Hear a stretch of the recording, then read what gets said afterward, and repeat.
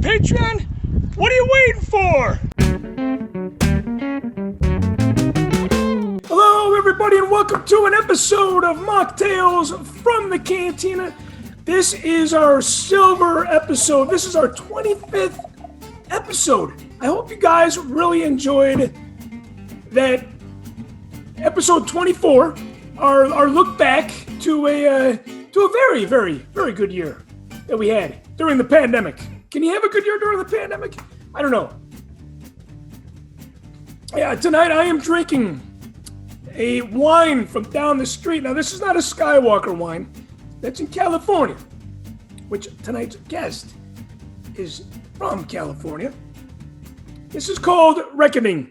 And yes, there was a lot of reckoning involved in this episode tonight. A lot of planning, a lot of preparation.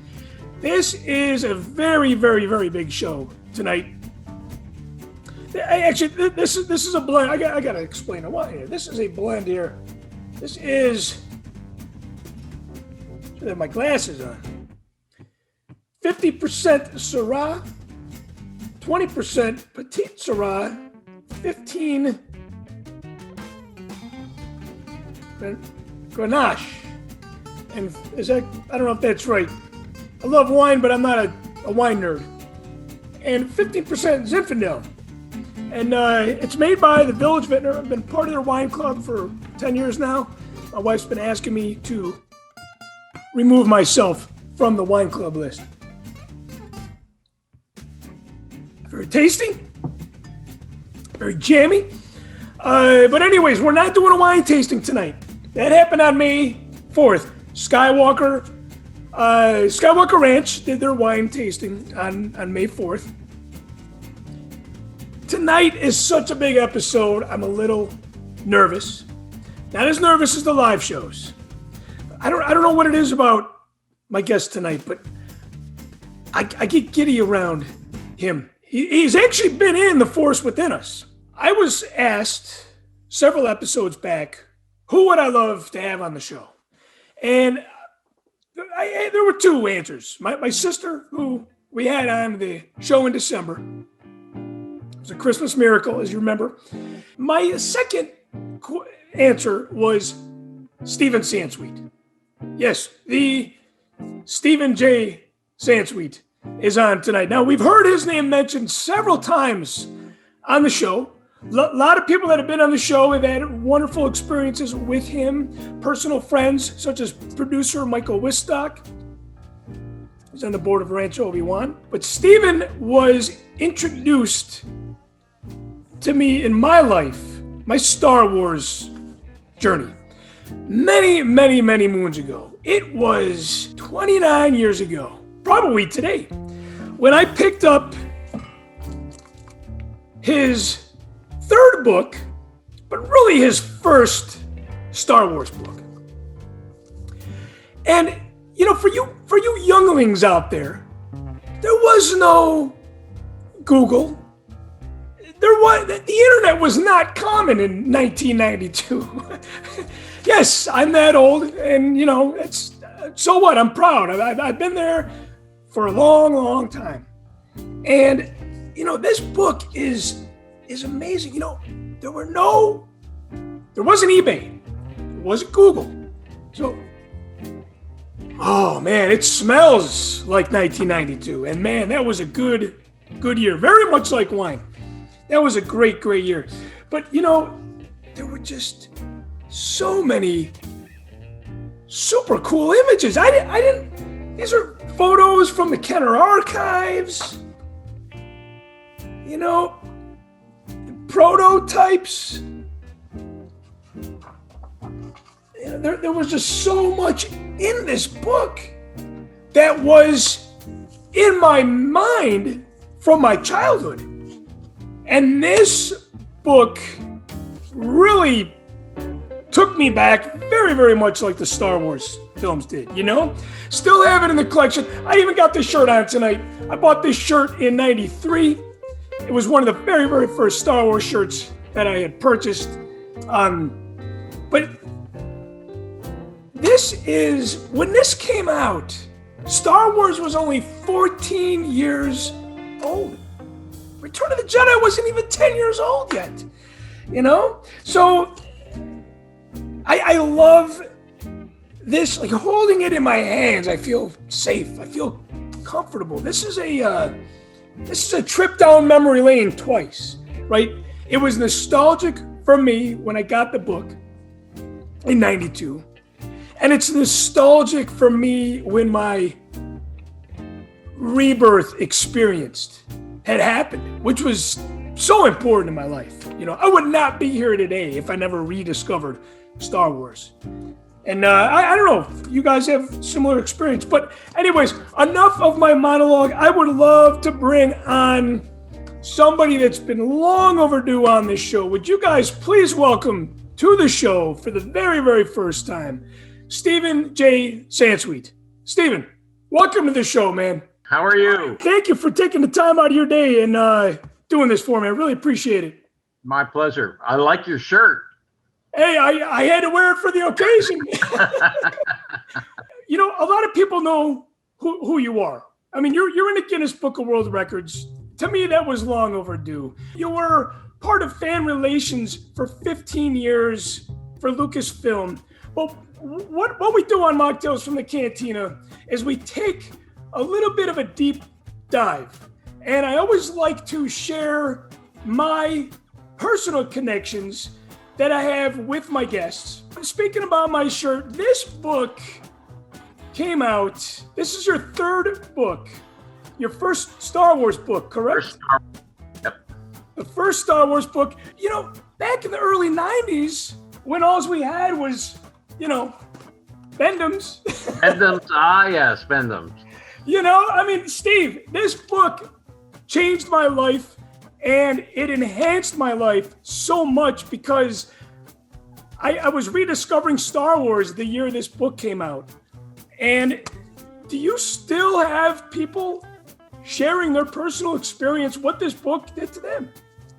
I do. I have people who bless me for writing the book, and I have people who curse me for writing the book, and partners of people who bought the book. So you got him into this. Curse you.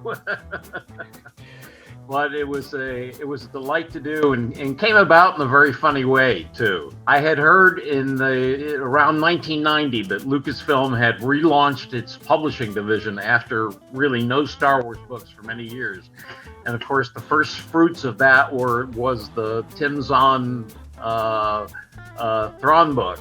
Yeah, the first book of the trilogy.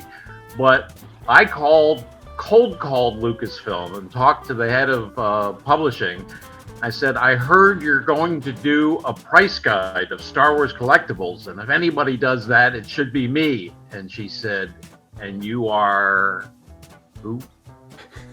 You're right. This was before the internet. It was before anything. And I got to talk to Lucy Wilson more, and we felt comfortable with each other. And she said, well, what I really want is a price guide with anecdotes. And I said, no, it doesn't quite work that way. And so the first book I did turned out to be a book of anecdotes and telling how Star Wars went from an idea in George Lucas's mind to actually being translated to the big screen, to then the merchandising that followed it, all of which were breakthroughs. And a few years later, I worked with Tom Tumbush to do the first Tumbush price guide, Star Wars collectibles price guide that was licensed by Lucasfilm, and then the second edition of that book. Speaking about the second edition, you know, this really got me out of a jam because I had. Cheers. Hey, cheers to you, man.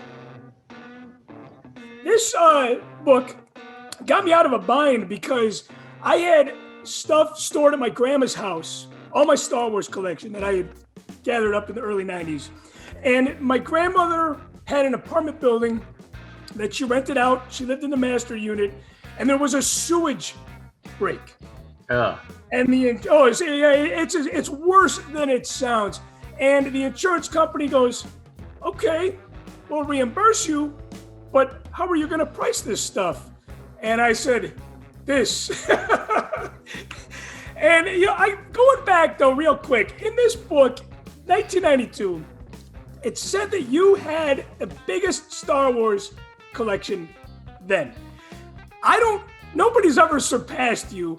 What took so long to get in the Guinness Book of World Records? We never approached Guinness, even at the time, even in 2013, when they came to us and they said, they had somebody else on the site for years saying they had the biggest Star Wars collection with more than 20,000 pieces. I knew my collection was bigger even at that point, but it's nothing that I felt the need to do, to challenge, to go to Guinness.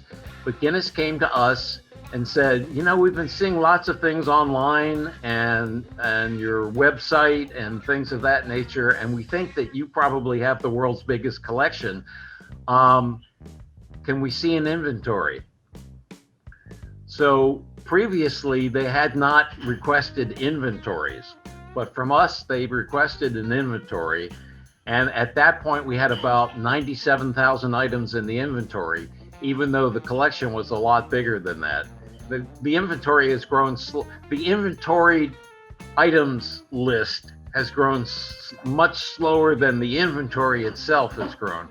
We now have 9,000 square feet of space in the museum and 6,000 square feet of space in an off-site warehouse, and they're both full. We said, well, okay, this is the list, but I have over 300,000 items. I can guarantee you that. And they said, well, okay. And then they came out here to do a photo session and said, yeah, you've got over 300,000 items. We don't dispute that at all. The year 2002, you were in Chicago, and we were at FAO Schwartz. We might be dating ourselves by mentioning FAO Schwartz. They were like yes, the other Toys R Us, But you did this panel there for the release of the Attack of the Clones toys. And I had the opportunity to not only get your autograph on that day, but I asked you a question. And I said, you know what? This is in my first marriage. I said, you know what? I'm getting married. And you were like, well, good luck with that. and I said, what words of advice do you have for a collector? And your words of advice were stay focused and collect what you like. Boy, is that some strong words of advice that hold up today, because there is so much out there too.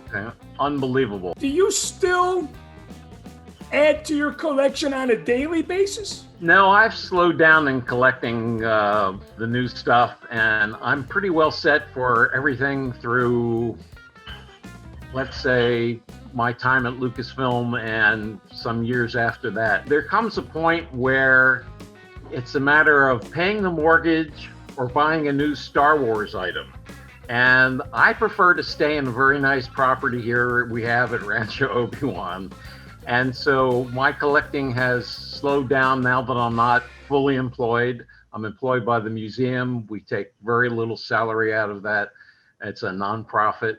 And the money that we raise goes into maintaining the collection, maintaining the museum building, insurance, which has become very expensive, especially in California and near areas that have a tendency to burn up in wildfires. And so I buy what I truly cannot avoid. I buy things that I love. I still get all of the Hasbro figures. I have a sort of a standing order with Entertainment Earth. I love a lot of the new stuff from Galaxy's Edge. I was buying all of the Topps cards and making complete sets, but then Topps went crazy and started putting out 7 or 8 sets a year and boxes that cost shelf boxes that cost $400. And I said, this is crazy. There are things that I still love and still collect, and but I'm much pickier than I was. I can still say I'm a completist because I love everything. I just don't buy everything. Going back to 2002, I remember, you were very, the first time that was one of the first times that I really met you and kind of interacted with you. And you gave me your business card. And you said, hey, anytime you're out in California, give me a call. And this It blows my mind that Rancho Obi Wan opened up in 2011 because you had invited me out to see your collection in 2002. I had called you when I went to Wine Country in '03, so it was a year later, and I said, hey, you gave me your number, can I come over? And you're like, yeah, well, what are you thinking? I'm like, today or tomorrow? And you're like, no, I need more time for that. But what took you so long to open it up as Rancho Obi Wan? Because you had this collection on display for a long time, you know? Well, we moved up here in 1998. The first former chicken barn was remodeled. It took about 9 months. So by 1999, middle of 1999, I started loading items and putting shelves in there. But it was the kind of thing, I mean, I was working full time for Lucasfilm, which is the reason I moved up to Northern California. It was not the kind of thing that I felt that I wanted open to the general public. We just didn't have the ability to do that. I didn't have the assistance that I needed. So I would have people here. People, would call and say, can we come over? And I would say, well, I'm free this Saturday or, sometime, because I was working during the week. But around 2010, when I decided that I was going to retire from Lucasfilm the following year, it was my friend Ann Newman's idea, along with Concetta Parker. Why don't we turn this into a nonprofit museum and actually have public tours? At first, we thought we could open it 6 days a week and do 2 tours a day. Quickly found out that was impossible, that I was only human. And eventually, we did the program with docents. So it took from 2010, we had to reconstruct the back barn and double our space and have room for some really big pieces, and put a new art gallery in and a new arcade and open it up. So it took that long until October 28th of 2011 when we finally got our approval from the IRS to be a nonprofit and had our first gala in beginning of November of 2011.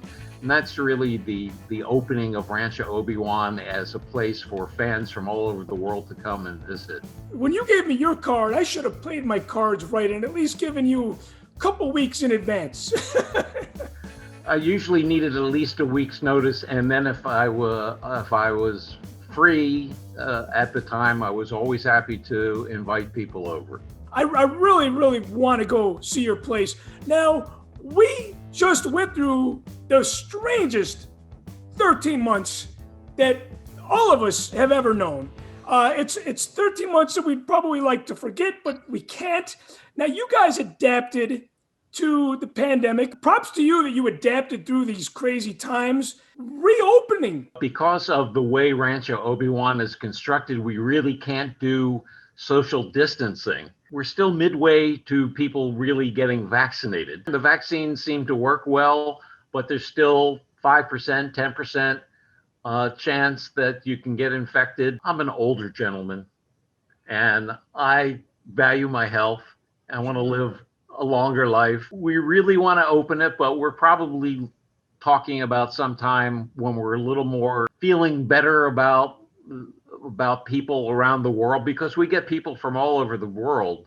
So, is it like Disneyland? Do you limit it just to California visitors? Do you limit it just to people from the US? I really would prefer not to do that. So we're looking maybe to the fall when we can open. At that point, we may all still be wearing masks. All of our docents have been vaccinated. So, that's a good sign. We're getting there. But in the meantime, we've gone to a virtual museum. And because this is our 10th anniversary, we have completely cut prices and levels. We had 5 different levels at different price ranges.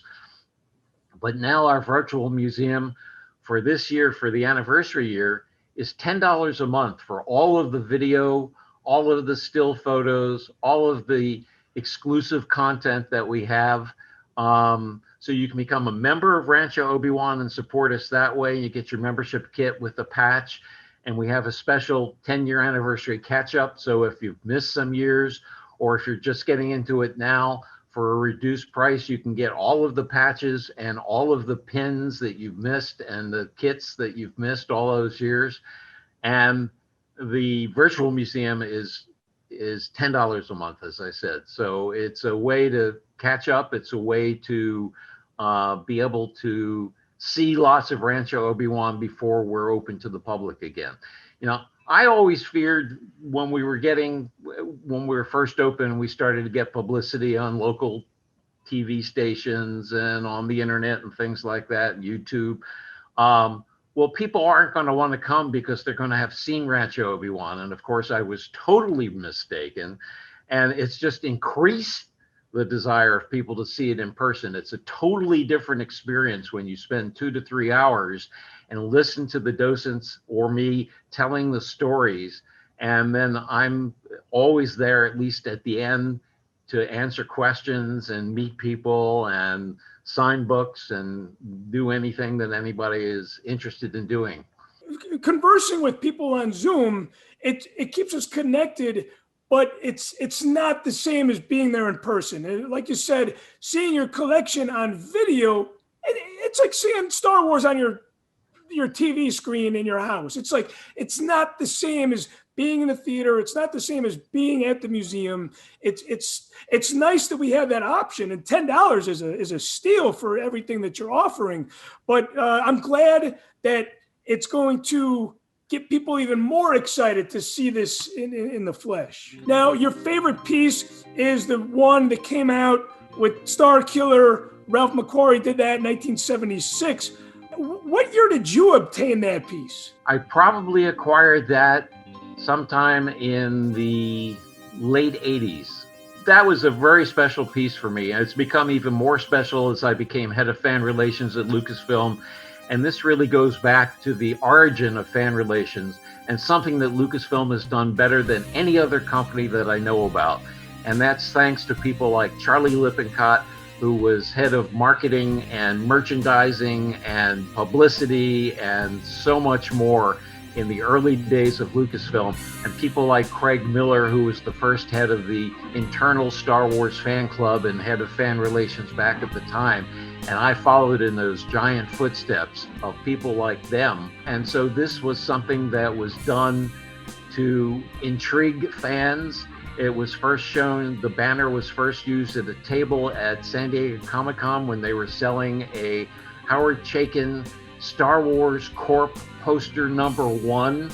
And of course, Chaykin is the one who did the art for the initial 6-issue comic book run. They were selling these posters for $1.75. They couldn't just give them away.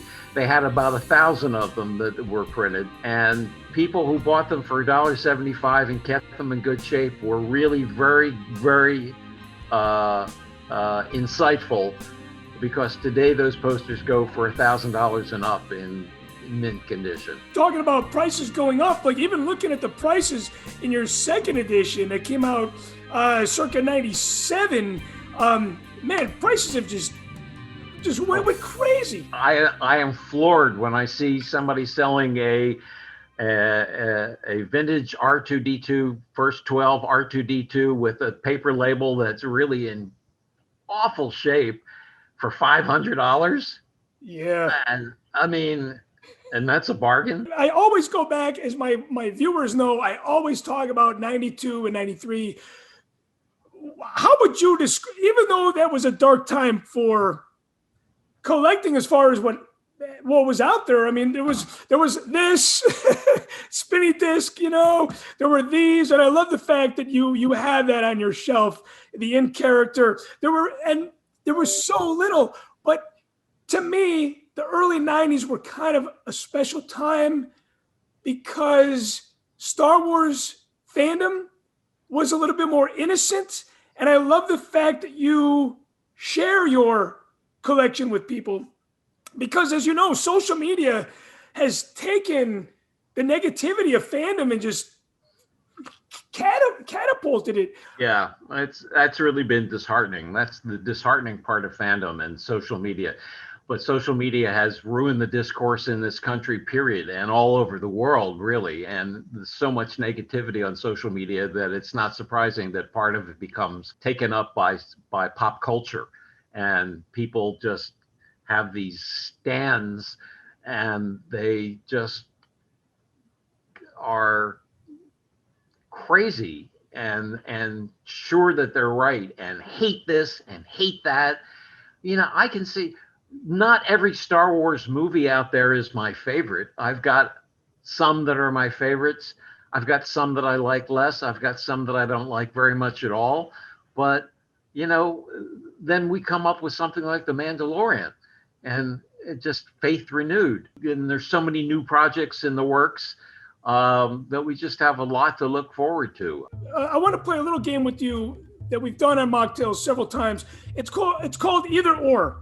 And speaking about your favorite, speaking about your favorite Star Wars movie, or your, maybe not all of them are your favorite, I'm gonna shout out 2 to 3 words, and you just pick what you prefer over the other. Okay. That's a deal. May 4th or May 25th? I'll go with May the 4th, even though I understand May the 25th and why some people are partisan to that. I like puns, and so May the 4th is something that's near and dear to me. And it's also something that really was brought about by fandom, even though the first reference was a political ad thanking a conservative prime minister for winning the election in the United Kingdom. But it's really because of fans that May the 4th has become what it is today. I remember May 4th was over Celebration 2 in Indianapolis. Nobody said May the 4th be with you. No, Wikipedia, I think, its first reference is a Facebook group, Luke Skywalker Day, where they said May the 4th be with you in 2008. Now, I think it's a little before that, but not much before that. And then the internet just went with it, and it might be the positive side of social media. Yes, and there certainly is a positive side of social media.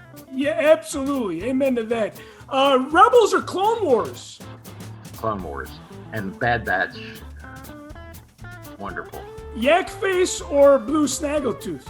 I have more of a history with Yak Face. The way I discovered Yak Face back in the day, and that there was a 93rd figure, and it only came out in Europe and maybe Australia, and then finding it at a show on a Canadian card with a coin.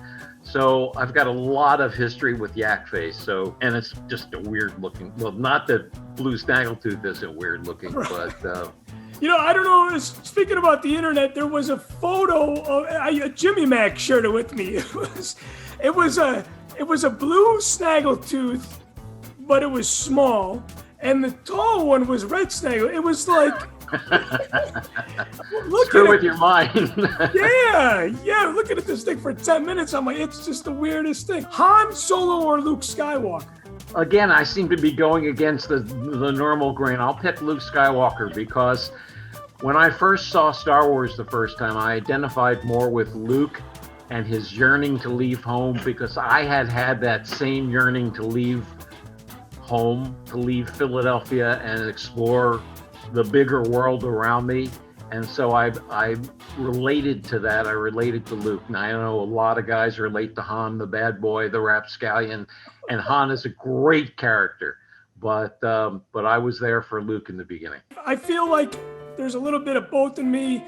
And I remember in 92, again, I'm saying 92, but I remember watching that scene, that sunset scene, as a 17-year-old boy, 16-year-old boy, and I hadn't seen it for a long time. And there was something about that scene that everybody can relate to. That's my favorite scene in all of the Star Wars movies, that John Williams music cue, the binary sunset. It's just that yearning, and it's just the feels. It's amazing. It really is, and it never gets old. The novelty never wears off with that. Red wine or white wine? Red wine. I like a good Cabernet with steak, but the Skywalker Vineyards Pinot Noir is very good. Yeah, I'm a big fan of Pinot, but anything from Skywalker Vineyards is really good. Here's the moment of truth: Solo or Rogue One? Rogue One. I enjoyed Solo. I liked both of them a lot, but Rogue One was, I thought, an amazing picture, and I'm really looking forward to Andor. Yes, yes, yeah. I'm stoked about Andor. Favorite year as a fan: 97, 99, or 2015? I would pick 99 because it was the beginning of a wonderful run of Star Wars celebrations that Dan Madsen and Anthony Daniels and I put together on the rainiest weekend that Denver had for 50 years.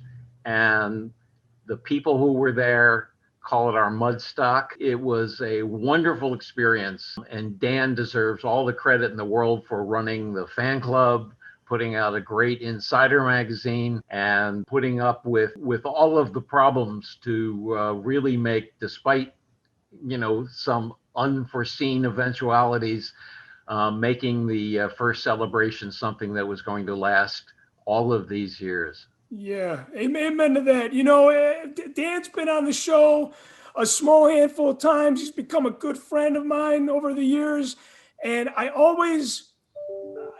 feel like it always gets old, but it never does.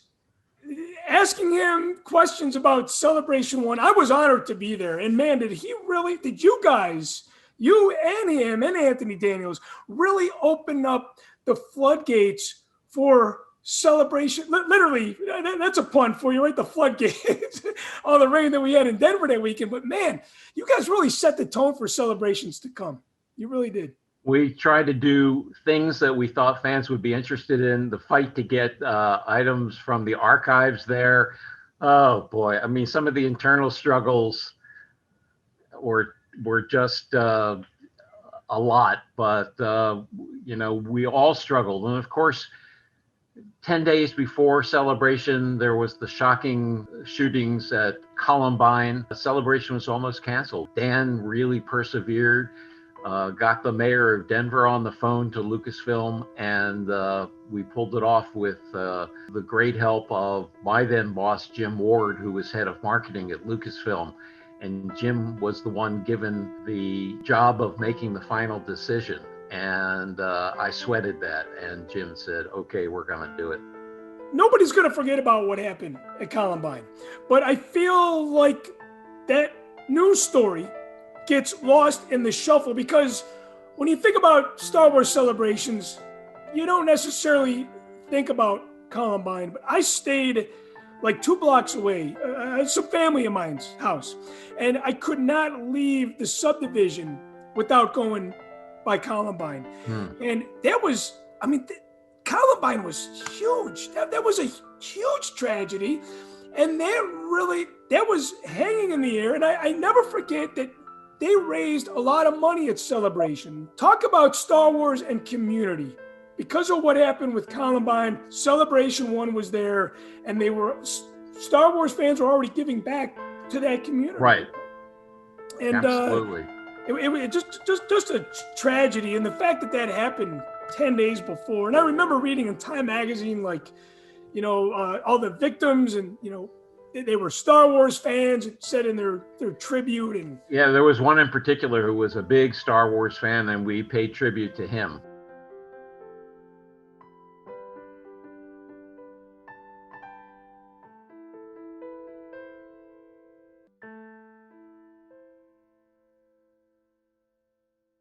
the prequels, happy. I love the sequels, but as you know, negative fans just love the internet.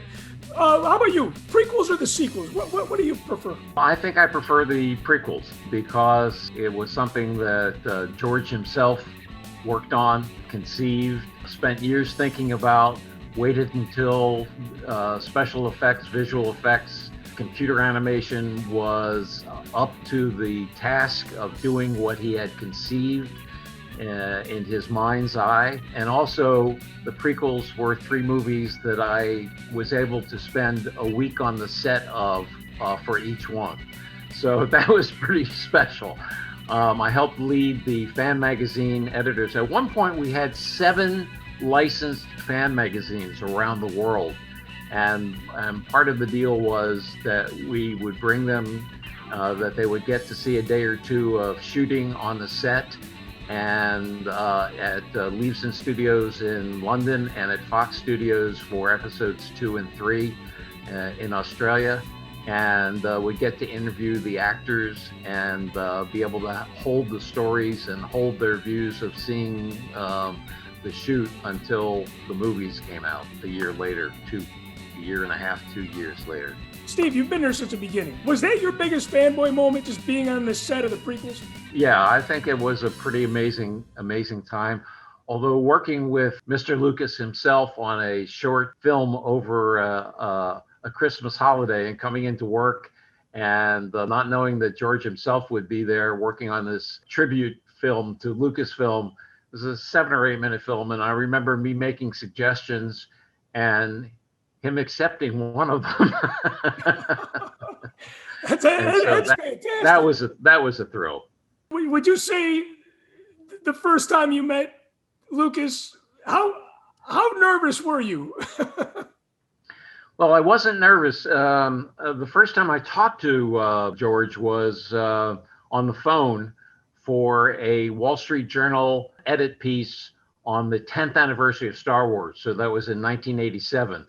And I called the head of public relations, who I later worked for, Lynn Hale, who is still there, just the most wonderful woman in the world, and said, I'd be happy to fly up there to do this interview once they approved it. She said, no, we'll do it on the phone. I said, oh, but I would be happy. No, we'll do it on the phone. Because I really wanted to come up and see Skywalker Ranch too. But I did the interview with George and did the column. And then as a result of doing this book with the anecdotes, the price guide with the anecdotes, which became Star Wars from Concept to Screen to Collectible, I got to spend a couple of hours with George in his office interviewing him for the book. I was still working for the Wall Street Journal at the time, so I had my journalist demeanor, let's say. And so I was not a sweating fanboy. And I've always I've done that on all of my books, and have talked to and met with a lot of engaging people and a lot of celebrities over the years. And I don't think I've ever lost my cool. I would hope that none of them thought that I lost my cool. Let's put it that way. Your favorite book that you had written? It's a tie between From Concept to Screen, which really sort of established things, to the red and black cover book that has all of the pop-outs and pull-outs. The Star Wars Vault, 30 years of treasures from the Lucasfilm archives. No wonder my books always have these huge titles. Well, we reproduced a lot of collectibles inside. Almost every 2-page spread had something that you pulled out, ironed on, punched out. It was an interactive book. I really love that book. And that book was published in 7 different language editions. It was published in 7 different languages. Now, can you still get that book? Is that book still available? No, it's sold out. Sold out. Wow. So, I mean, it's still available. People are still selling it on eBay and things of that nature. You have 15 Star Wars books. 18! Unfortunately, I don't have them all, but I got to tell you, this book. Yeah, no, that was a great book. We love music on Machtails from the Cantina. What was your first ever concert that you attended? It was at a place in Philadelphia called the Robin Hood Dell. And it was a classical concert and introduced me to classical music for the first time. I went with my older brother and his girlfriend, sat out on the lawns, and just got immersed in the music. What was your first rock concert? I don't remember. You know, you had so much fun you don't even remember. Fun, yes, that's the operating word. Speaking about classical music especially, John Williams wrote in my opinion, some of the best music that he wrote came out during the prequel era. Your most favorite piece, Duel of the Fates, Across the Stars, or Battle of the Heroes? Oh. I guess Duel of the Fates. I was I was amazed by that piece, and it was so different than anything that John Williams had done before. And I remember George saying, "John, I'm afraid that's so good that you're not going to have a piece for the episode 3 when they really go at it." I love the prequels. I've been a fan of the prequels since they came out, but I feel like that song was so good. George was probably thinking that too. He's like, that song is so good, it might be better than the film itself. And there's something about it. I mean, they had a music video for that, and I remember they played it everywhere. They played it everywhere. Oh, it was pretty spectacular. Now, going back to the books, what's your favorite Star Wars book that you did not write? I think the first 3 Timothy Zahn novels taken as a whole, the Thrawn trilogy, really got me back into Star Wars, reading Star Wars. I mean, it was cinematic in its scope. And for sure. And Tim Zahn has since become a friend and wrote the forward to the first Star Wars encyclopedia, and I'm forever in his debt for doing that. But the Thrawn trilogy was pretty amazing, and now we've got the 3rd Thrawn trilogy. Going back to those early 90s, there was not a lot of stuff to collect. There wasn't eBay. It was toy shows, asking friends if they had anything left, going to flea markets. Toy Shop, the paper magazine. Toy Shop, yes. Every 2 weeks. Yeah, that was a big deal too. But, Timothy Zahn's book, your book, Dave Dorman, Dark Horse Comics, I mean, it doesn't make the early 90s sound that bad from a fan standpoint. Yeah. I love the fact that you share your ranch with the fans. Chris, that's really the best part of it. I mean, you can have a collection, and some people have collections that are in their garages and in boxes and tubs and things like that. You don't get to enjoy it. My enjoyment is being able to share it with people who get excited about seeing this stuff and say, I had that as a kid, or I never knew that existed, or that's cool, or what a funny story as to how that came about. And it's that interaction with fellow fans that makes it really great. And that's why I love my job at Lucasfilm so much. I went around the world and shared my experiences with them, and they shared their experiences with me. Just met hundreds and hundreds of people and made friends with so many people around the world. It's fantastic. That's the payoff, right? I mean, you said that it is. Several times. There's something about seeing the joy from other people. There's something about the communal experience. Right. And as lonely as those early 90s were, we've developed these friendships, we've shared these experiences with people, and we've kind of become family with a lot of It's the sense of community that I think makes the Star Wars fandom, the sense of community and a sense of wanting to take part in it. And Lucasfilm's willingness over the years to let people play in George's sandbox, to do art, to make one-of-a-kind custom figures, to do Star Wars fun shows, to write fan fiction without being clamped down upon like some of the other studios have done.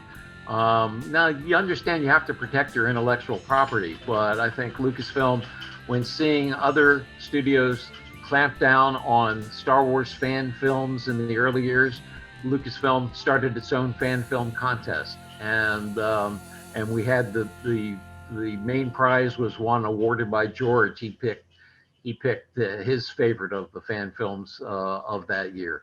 And so we did that for many years. And so it's that sense of community and that sense of being able to take part in, to do something yourself in the world of Star Wars that makes it so special. I think that was kind of one of the many messages that Star Wars had was, the inspiration, the spiritual connection, the community that's developed, with making friends and family. It's funny. I want to wrap up your time on this show. And Steve, I thank you so much. Unlike you with George Lucas, you had your journalism hat on. I had a fanboy moment of you coming on the show. I was very nervous. I've been a fan of yours for a long, long time. You know, you were gracious enough to give me time for The Force Within Us. I need to ask you, did you ever sign a copy of The Force Within Us DVD? Someone brought me a copy of it at one of the celebrations, and I think I signed it. Well, Steve, thank you again for your time and sharing your experience, and I look forward to seeing you in California by the end of the year.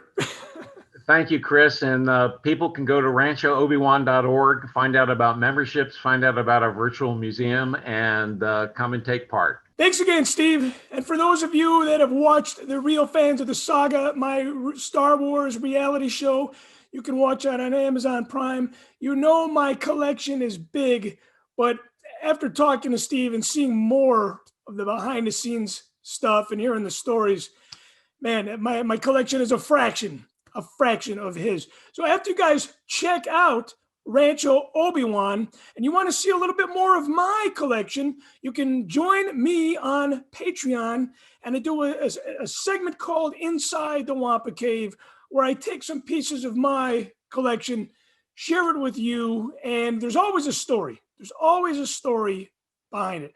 Hey, speaking about Rancho Obi Wan, let's hear from one of the show producers, and you can be a show producer of Machtails from the Cantina by joining me on Patreon.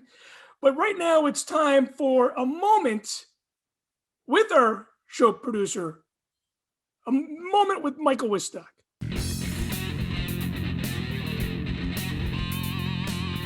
All right, it's another Michael Minute update for Machtails, the Cantina. So, lots to talk about this week. Well, I'm going to avoid a couple topics. I'm going to stay away from Boba Fett's ship Slave One being renamed to Boba Fett's Starship. Look at this.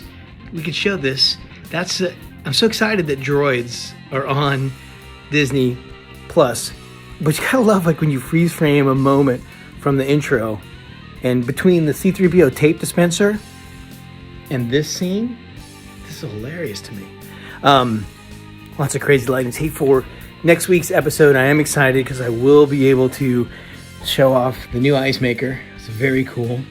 We'll have a cocktail. I don't have one ready for this week, but we'll get into that. I haven't watched The Bad Batch. I'm way behind on that. I am going to watch these droids episodes though, because anytime C-3PO is seated like that with that expression, you know it's going to be good. What else to talk about in the world of Star Wars? That's really it. I went to a great Steel Panther show at the House of Blues in Dallas. That was a lot of fun, and no surprise there. And in non-Star Wars related news, these really awkward Howard the Duck kind of bootleg posable figures are really strange, but I do love them. I did finish building that Boba Fett helmet, as well as the Probe Droid Lego set. Very cool. So, again, kind of random, all over the place. Wistock, Michael Minute. So, a little disjointed, but Grogu and I are going to watch Droids on Disney Plus, because I love that Stuart Copeland song. Being a music guy, I know Chris is a big fan, but it's a good time to be a Star Wars fan. Lots of good stuff out there. Listen to Chris, love Chris, support Chris, join Chris on Patreon if you haven't already, and if you do, the Force will be with you.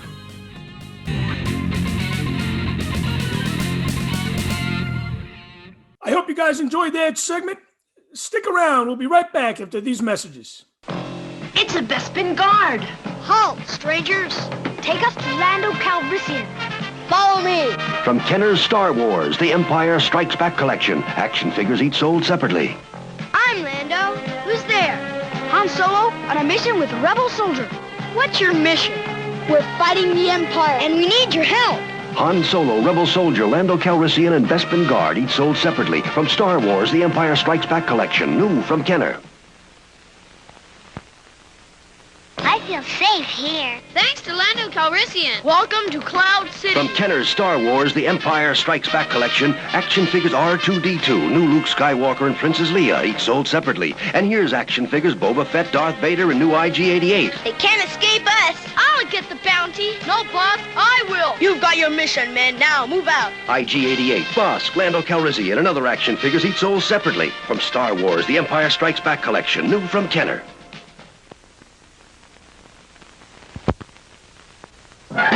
It's the new Boba Fett Star Wars large-size action figure from Kenner. Darth Vader sold separately. Capture them alive. I'm the best bounty hunter in the whole galaxy. That's why you got the job. Boba Fett has a see-through helmet with play rangefinder to locate your objective.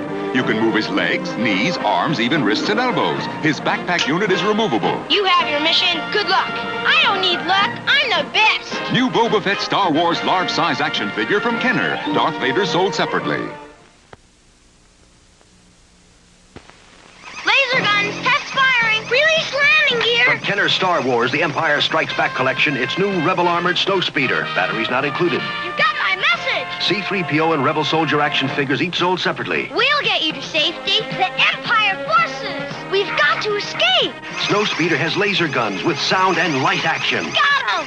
Back to the Rebel base. Rebel Armored Snow Speeder from Star Wars, The Empire Strikes Back collection. You have to put it together. Action figures each sold separately. New from Kenner. Welcome back, everybody, to another episode of Machtails from the Cantina. I hope you enjoyed our silver episode, episode 25. The next two episodes, episode 26 and 27, will be my old friends Paul Bateman and Kevin Lyle. So stick around for that. Don't forget to join us on Patreon. Speaking about Patreon, again, we have we have a quickie with Kurt. Kurt Holman is also a show producer. He, like Michael Wistock, was a producer of the real fans of the saga. Watch for the next 6 episodes of that. I know it's been long awaited, but watch for that to drop hopefully before the end of the year. Right now, I want to rewind the clock and take us back to a conversation. Sit back and relax. This is a quickie with Kurt. When I got started in Star Wars, I started off selling pieces out of my collection back in 87 and 88 through Starlog magazine. And a lot of the original pieces I sold off. And a lot of that money I took and, I put it towards more stuff that was coming out. But, it wasn't until about like 95 when the franchise got rebooted. But a lot of the original stuff I wish I wouldn't have sold. But since then, I've acquired some collections and I was able to replace a lot of the stuff I'd originally sold. So I have a lot of it back, but it's just not the same exact toys I had when I was a child. But I still have a lot of the figures, the books, the comics, the trading cards. I never sold that stuff. As far as being a collector myself outside the business, I want to acquire as much AFA 85 graded Star Wars vintage toys as I can and the original artwork and props. I've got about 8 or 9 McQuarrie pieces right now. At this point, I really don't want to sell the McQuarrie pieces because, it's in my collection. There's one piece I would sell, which is out of the expanded universe. But the only reason I want to sell it is because I just want the original trilogy pieces. Yeah, you're focused. You got to be a focused collector, right? You have to. Right. Yeah, I'm focused. Yeah. I mean, I don't have a glass display case like you do right now because I'm rearranging my building and my space is just terrible. I'm trying to rearrange everything, but like everything I'm looking at in your case, I've got it, but it's in boxes. I haven't got it up in a display case yet. I have all that stuff, but I just haven't got the space yet for it. I'm just because I'm in a building and I've got so many boxes of vintage of Star Wars. I've got boxes of vintage Star Wars and classic Star Wars. There's probably 200 or 300 huge boxes in 2 buildings that are 5,000 square feet. I got to reorganize it. It's just a nightmare. Yeah. I think as a collector, that's the challenge, right? You have all this stuff, so you need the space. You need to be organized. You need to catalog it so you know what you have. And then you sound like me, right? You've been collecting for a long time. You obviously a lot longer than me, but you got to keep certain things for yourself in your collection. Like you said, some of the McQuarrie stuff, but that expanded universe, you can part with that because you need to stay focused because it's a time and space issue. And Right, that's right. You are currently involved in an educational process of filmmaking. And what is your goal? I know you said you wanted to be a producer, but then you said you started dabbling with editing. And has COVID-19 interrupted your course of education? Yeah, it certainly has. I'm going to film school at the University of Missouri Columbia. It's right in the middle of Missouri. I live in Sedalia, Missouri, but it's about 60 miles away, so it's perfect. And I went back there in my early, right out of high school, and I was 18, 19, 20, and I of course, I was working on Star Wars, so I couldn't finish my degree. I never finished a 4-year business degree. That was my goal, but they didn't have that film program back then. They've only had it within the last 7 years. So that's why I went back. I got an Associates of Arts from State Fair Community College in Sedalia so I could get back to Mizzou, but they've got a film school there now, and they've got the production classes. I had a film lab class about 3 semesters ago. I learned how to edit on IMDb, or not IMDb, on Adobe. On Adobe. See, IMDb is still on your brain. Yeah. Let me get that out of my brain. Yeah, I learned how. That was one of my main goals. Is I wanted to learn how to shoot and edit film, and I did 3 projects in my film school class in the lab. I made a documentary with my uncle on the Vietnam War.